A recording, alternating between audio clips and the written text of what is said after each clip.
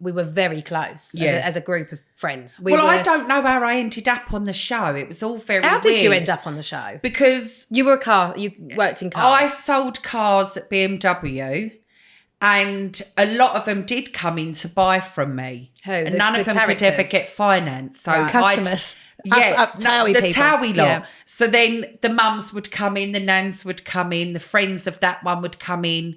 I can remember Julie Childs and Sue Fairs had a little cupcake business. Right. They used to go around the offices delivering cupcakes. Well, obviously I was their best customer. And that's how I got to meet Sue. And then I did go to a school in Romford where Amy went, which was really weird. She was a lot younger. Or did you contact them? Well, it was Amy's mum. It was Julie Childs. So thanks to Julie Childs. Oh, really? So she must have said, look, there's this girl. She's great. She's hilarious. Do you know any characters in the area? And Julie went, oh, there's this girl that works at BMW. And obviously Amy went to that school as well that I was at, but I was a lot older than them. So she said, go and see her. So it was my 30th birthday. I remember I was at home. I'd fractured my coccyx. What a way to spend your birthday. But I'm so pleased I did. Because if I hadn't have fractured my coccyx... You wouldn't have got the interview. I never would have gone. No. Because I did really well at selling cars. Yeah. And I was older at the time. Yeah. So it's not like I'd just left school and, you know, I was really smashing it in the car game and they called me. And I thought it was a joke, so I put the phone down. But my mum... Was TOWIE already on TV at that point? We'd so you seen the first step. Right. Me and my mum saw the Sugar Rush scene. And me and my mum looked at each other and went, is this real or not? Oh, my God, love it. Can't wait for the next step. Well, by the time that next step come out, I was already in the TOWIE Towers in London. And they was interviewing me at Holborn. Yeah, remember that. And I will never forget it. And... like, they called me in again 3 days later and they said, right, leave your job. And I was like, hang on a minute, like, I'm doing well. That is crazy, the fact that you had such a proper full-time job. Yeah. Because a lot of people that went on TOWIE were in between jobs or whatever else. You were like or didn't have jobs. Yeah. But you were fully in one. And I had a full-time career. career. I was smashing it. I'd say it paid off. I wouldn't have changed it for the world. And I can remember thinking, shall I do it? And I went home and my dad said, how can you give up what you're doing for £50 a day? This is Victorian. Don't be a fool.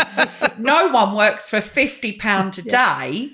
And then my mum was going over his shoulder as she would. Don't listen. Yeah, do it. You do it. You've got nothing to lose. This is an opportunity. So I thought, all right then. So literally I went into work, spoke to my boss and he was like, we'll keep the job open for you.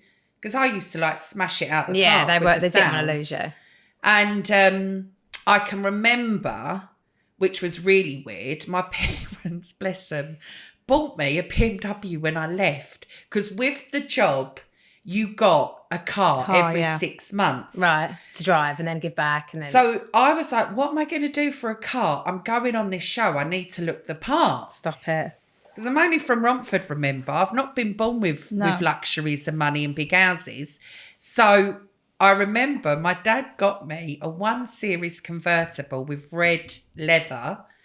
And that was it. I bought a BMW and off I drove out the showroom and never went back. Wow. 7 weeks later, I think ITV done a poll and said you're popular. At that point in my life, I didn't know where it was going.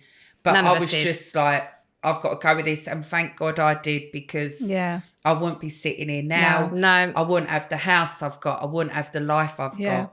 And I think that's what we do all have to be grateful for. Absolutely. I always say it was a phenomenon, wasn't it? And it was the first of its kind. There was nothing else like it. Well, I came in really weird. Obviously didn't look like anyone else, you know, like I came in with Joey and Chloe. Do you remember was that in your the scene? Sugar Hut, my first scene, the producer said to me, look Chloe Sims up and down. And I'm thinking, she could beat me up or anything. You know? I don't know this girl.